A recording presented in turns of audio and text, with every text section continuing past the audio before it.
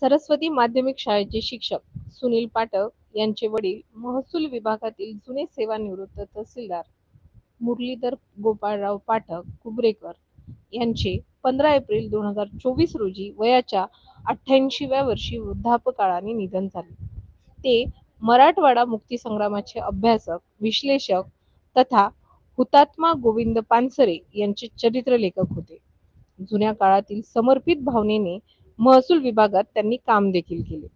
विविध वर्तमानपत्र, आत्मचरित्र यांचे चोखंदळ वाचक ते होते.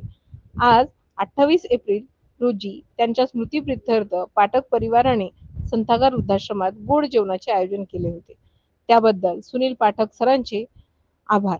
संथागार परिवार कायम आपल्या सुखदुःखात सदैव सहभागी असेल. मुरलीधर पाठक साहेबांना संथागार परिवारातर्फे भावपूर्ण श्रद्धांजली. सरस्वती माध्यमिक शाळेचे